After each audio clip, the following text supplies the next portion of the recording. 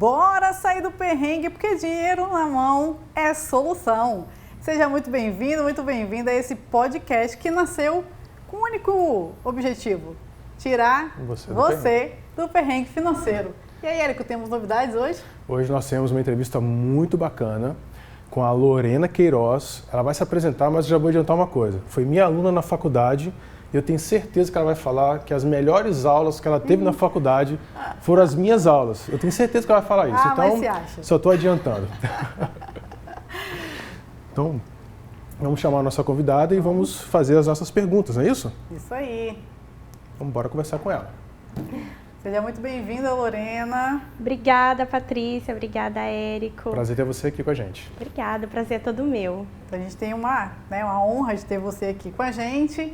Vai trazer uma história um pouco aí de um perrengue, sobre a vida, sobre finanças, compartilhar um pouco com a gente. Então já começa falando pra gente, quem é Lorena Queiroz? Bom, eu sou Lorena Queiroz, eu tenho 34 anos, sou formada em administração de empresas, pós-graduada em gestão de pessoas e analista comportamental. Mas, como nem tudo são flores, passei por bastante perrengue. Também sou mãe de uma menina de 8 anos e, como eu disse, estou aqui para falar dos perrengues e para nunca mais passar pelos mesmos, Isso aí. Vamos tirar as lições da nossa vida, de todos os perrengues que a gente passa para seguir para a próxima fase. Legal. Falando nisso, teve um fato na sua vida, que foi muito marcante. Você poderia contar para a gente o que aconteceu? Qual foi esse fato? Sim, teve um fato muito marcante para mim. Quando eu tinha 19 anos, eu sofri um acidente bem grave, um acidente de moto. E na época eu era sua aluna. Você me ajudou bastante ali no período final da faculdade e tudo mais. Porém, na época, na ocasião, eu não tinha uma consciência financeira, então eu passei por muitas dificuldades, eu demorei muito tempo, demorei mais ou menos 1 ano e meio para me reabilitar fisicamente, psicologicamente e de todas as formas possíveis. Foi bem mais tempo. E aí, todo esse processo fez você mudar a sua mentalidade em relação a dinheiro? Como que você se relaciona hoje com o dinheiro? Com certeza. Na ocasião, eu não tinha uma consciência, Eu digo que muitas vezes nós temos o conhecimento. Eu era uma estudante de administração, eu tinha um conhecimento básico, mas eu não tinha essa consciência. Então, eu não sabia lidar da forma correta com o meu dinheiro, E depois disso, a minha relação mudou completamente, devido ao choque, devido à necessidade. Ou seja, eu aprendi pela dor, Eu tive que aprender pela dor. Então, antes, eu gastava desenfreadamente com coisas supérfluas, Roupa, balada.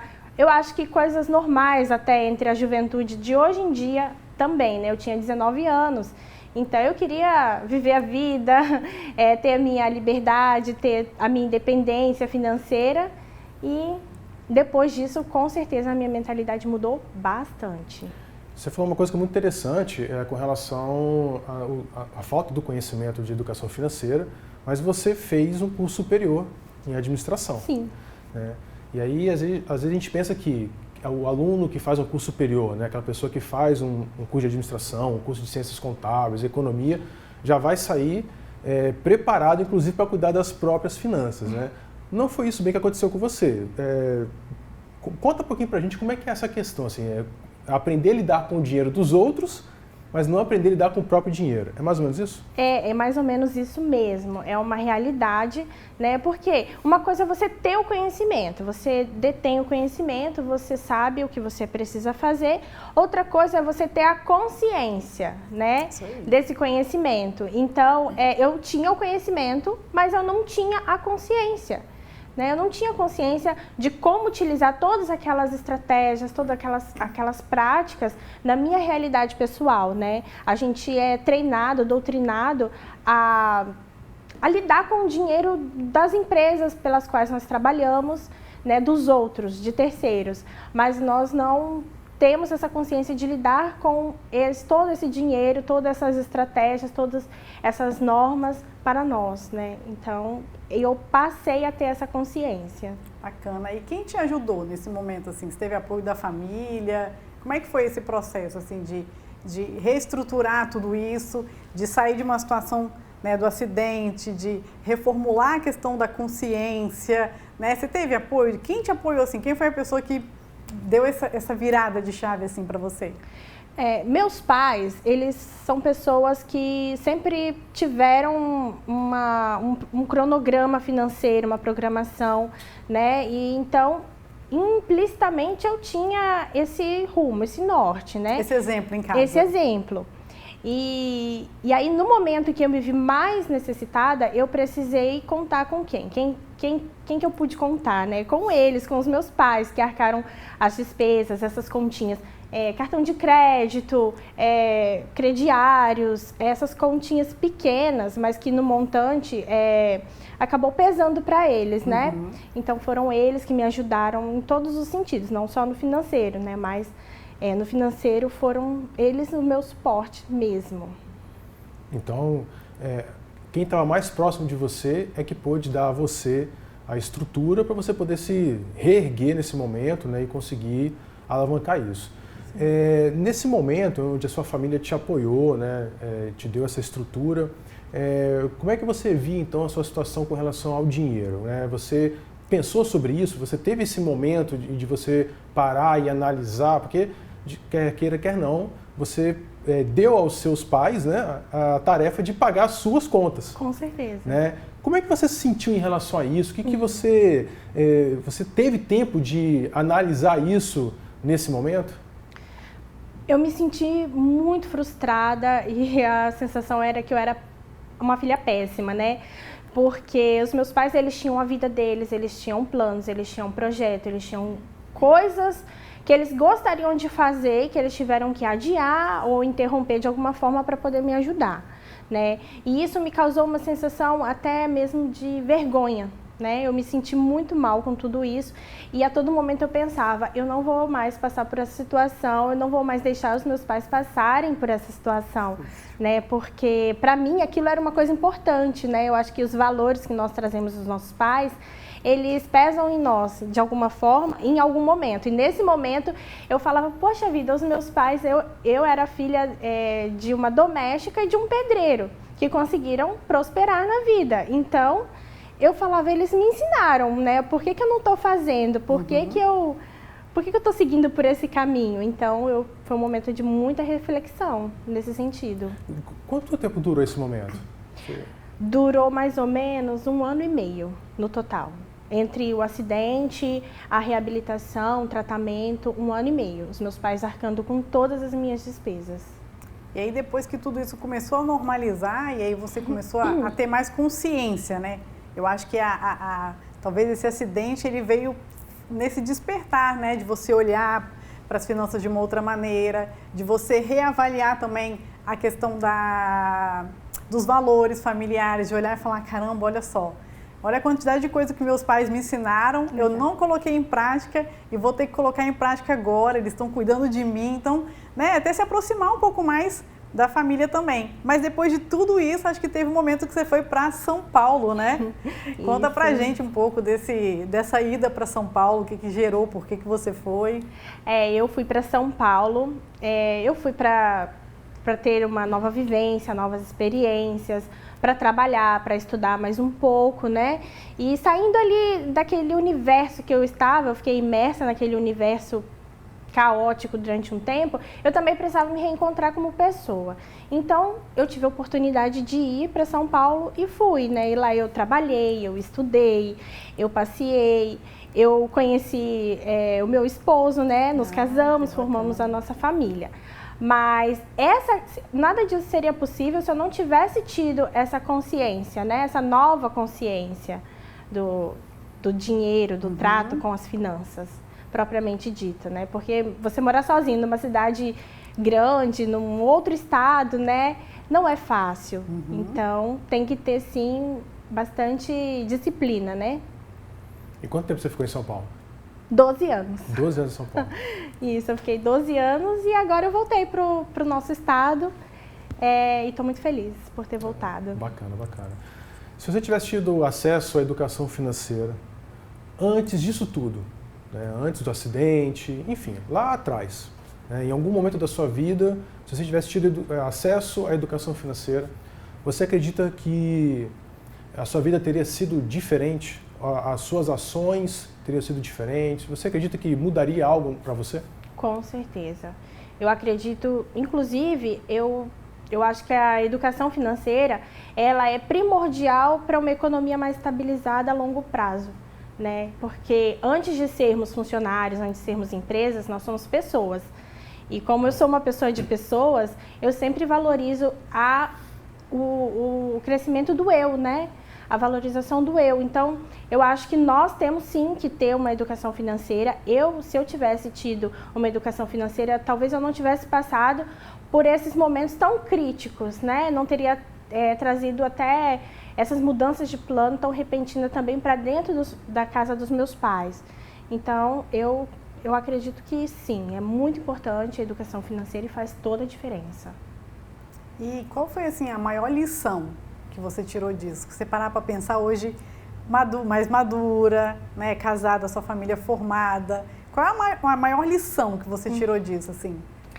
A maior lição que eu tirei disso é que a gente tem sempre que revisar os planos, programar os nossos investimentos, dosar os nossos gastos, utilizar cartões de crédito, créditos rotativos, crediários, tudo isso de uma forma inteligente, né? Eu acho que tudo isso existe para a gente evoluir, né? Para uma evolução, um investimento, são coisas a longo prazo. Agora, coisas mais superficiais, coisas mais rápidas, a gente tem que separar um orçamento para aquilo, né? Pensar no nosso salário como uma instituição financeira mesmo, né? E separar um orçamento para cada coisa, cada área. Se você quer fazer um hobby, se você tem um hobby, não desista dele por falta de recursos. Crie recursos, né? Pense nas suas despesas, organize para você conseguir alcançar esses objetivos. E assim você vai caminhando, realizando e com uma vida financeira um pouco mais estável, um pouco mais saudável, contando com imprevistos. E esse planejamento, isso aí, como é que é feito em casa, né? Você tem seu esposo, né? Tem seu filho, e aí como é que vocês fazem isso? Vocês conversam? Como é que é esse trato dentro de casa? Sim, durante um tempo, né, logo no comecinho, era meio que um querendo puxar para um lado, o outro querendo puxar para o outro e ninguém saía do lugar.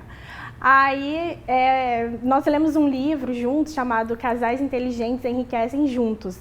E isso foi muito importante para o nosso relacionamento, né? Nós somos pessoas, os casais normais fazem outras coisas, nós não. Vamos pensar, vamos ler, vamos fazer terapia financeira. Tá certo. E aí nós passamos a sentar, discutir os planos pessoais, os planos coletivos, né, como família, os investimentos de curto, médio e longo prazo. Passamos a fazer o DRE. Então, já usou alguma coisa da faculdade. E quem ensinou o DRE para ela? Pergunta, Patrícia. Só pergunta assim, só de leve. Pergunta para ela, quem foi que ensinou? Quem foi? Eu que ensinei, Foi o Érico que ensinou e assim como o DRE, eu acho que é importante fazer uma espécie de balanço também, né? Você de tempos em tempos ver, tá dando certo dessa forma? Vamos medir de outra forma? Então nós temos planilhas, listas de compra, lista de desejos, de investimentos, de viagens, nós temos listas, né? Tanto pessoal quanto coletivas. E temos o DRE, a gente coloca ali todas as receitas e todas as despesas. E nas épocas de maiores crises, a gente tirou só um pequeno prolabore, assim, uma mesadinha mesmo, e para quitar o resto, para sobreviver, para investir. E aí a gente vai reavaliando todo esse trajeto de tempos em tempos, de 3 em 3 meses, de 6 em 6 meses, todo mês, né? As despesas a gente sempre faz todos os meses. E assim nós seguimos. Legal. E olha que legal que ela trouxe, né? Essa questão da reunião familiar. Isso aí. Né? Do casal sentar para definir as prioridades. Se agora dá para fazer determinada coisa, se não dá, sabe? Essa coisa de olhar para o imediatismo. Tipo, eu quero isso agora, mas o quanto o agora vai comprometer o meu futuro? Né? Então, essa questão da reunião familiar é extremamente importante. Eu acho que cada família tem que trazer para a sua realidade. Não existe uma receita regra, de bolo, exatamente. uma regra, e a gente vai colocar todo mundo na mesma caixinha e todo mundo vai funcionar do mesmo jeito. Não. Acho que cada família vai entender qual é a sua realidade. Para ela, uma reunião trimestral funciona? Funciona. Para você, semestral, para mim, anual, que seja. O importante é que o casal tenha essa consciência de sentar, de conversar, de alinhar, que hoje a gente tem, né, pesquisas mostram o percentual de separação por conta de dinheiro. Sim. Por conta de falta, e às vezes não é só a falta não, tá? O fato de ter também dinheiro gera separa. confusão na família. Né? A falta de diálogo entre o casal, definição das prioridades. Muito bacana ela trazer isso, Isso né? é muito importante mesmo. E aí, é filho? Filha. Filha. Como é que é o nome dela? Lavínia. E a Lavínia, ela participa, ou seja, quando vocês estão aí discutindo, fazendo essa terapia financeira em casal, vocês chamam ela para participar desse momento, ou ela fica meio de longe ouvindo? Como é que é a participação dela nesses momentos em família? Às vezes ela participa, né? É comum ela sempre estar rodeando, permeando, né? Só que às vezes ela, ai mãe, meu aniversário, eu quero festa, eu quero do panda, eu quero da Barbie, eu quero do unicórnio. E aí ela já tem noção também, assim, de que precisa se programar, né? Que às vezes está dentro do orçamento, às vezes não. E às vezes é comum ela falar, mãe, dá para comprar esse? Às vezes ela escolhendo um presente de aniversário, ela chega e pergunta, mãe, dá para comprar esse, filha? Esse dá para comprar. Ou às vezes, mãe, eu quero comprar uma gelatina na escola, né? Dá para comprar com o dinheiro que eu tenho? Dá para comprar. Quanto que eu tenho que dar para a moça? Quanto que a moça tem que me devolver? Então, ela é bem esperta nesse sentido. Ela ganha mesada? Você dá mesada para ela? Vocês dão mesada? Nós damos mesadinha para ela, para que ela consiga também administrar, né? Ali na escola, um docinho, um sorvetinho, para que ela entenda que tem fim, né? Não é infinito, não. O recurso acaba, então ela precisa legal. usar com inteligência. Exatamente. E bacana isso porque no episódio anterior, né? A gente falou. Em algum outro, no episódio que a gente fez aqui, A gente com o falou Renan, sobre. Exatamente. a gente falou sobre educação financeira para crianças e adolescentes nas escolas. E a gente comentou em um determinado momento sobre a importância da criança viver isso também dentro de casa. Porque não adianta ela viver isso na escola. E chegar em casa e ter uma outra situação. A professora falar que tem que poupar, Isso. que o dinheiro tem que ser planejado, que o dinheiro tem fim, né? Não adianta a professora falar isso se em casa ela não vive isso. Se em casa é aquela turbulência, não guarda pra nada, tá sempre devendo. Ué, mas a professora fala uma coisa, Chega minha em mãe, casa meu pai outra, faz outra. E olha que bacana, Cria né? confusão mental, né? A pessoa Cria. fica confusa. Então ela já vive isso, ela já vê ali, né? Sim. Eu acho que o maior exemplo não tem jeito. É o dos pais. É o dos pais. É a primeira Exatamente, escola, né? É a primeira escola. É. A gente vai replicar o que os nossos pais nos ensinam, né? Foi o que ela falou, né? Os pais dela, sua mãe é o quê? A minha mãe era empregada doméstica. E seu pai? Meu pai, pedreiro. E prosperaram. E prosperaram. E Não assim, entende? eu lembro dos meus pais separando, né, o dinheiro. Isso aqui é para pagar isso aqui é para isso. Eu lembro muito bem, claramente disso. Então, eu tento replicar isso na minha vida familiar também, porque eu acho que isso foi determinante, né, para eu ter aquele estalo, aquela viradinha de chave. Foi lá no meu subconsciente falando, não, tem que ser feito dessa forma. Mas eu acredito também que cada família tem que trazer para si a sua própria realidade, né? Isso. Às vezes o que funciona para mim não Isso. funciona para outrem. Então, é importante, a gente está falando abertamente, o dinheiro é tabu, né, gente? Falar de dinheiro é tabu. Uhum. Mas eu acho que esse tabu tem que ser quebrado. Vocês estão fazendo muito bem isso por aqui. E a gente precisa sim, a gente fala de tudo, a gente tem que falar de dinheiro sim. A gente não tem que ter vergonha por esse mês estar apertado, né? A gente tem que buscar a solução para quê? Para no mês que vem a gente não estar apertado de novo pelo mesmo motivo. É para isso que serve a organização financeira, Financeira. que a gente já falou em episódios, né? E também o planejamento, né? Então é isso que ela trouxe muito, né? O planejamento, o exemplo, né? A lição de vida. Você também aprender, né, com a jornada? Com certeza. A jornada. A jornada. A jornada. A jornada. A jornada é muito importante. A jornada, verdade. o processo é muito importante. Rapidinho, uma última pergunta para a gente poder ir finalizando. Em casa, quem gasta mais? Quem é que segura ali? Pode falar, não tem problema. Se for ele, não tem problema, pode falar, fica tranquilo. Eu acho que eu gasto mais, mas eu tenho uma mente muito criativa. Para gastar, né?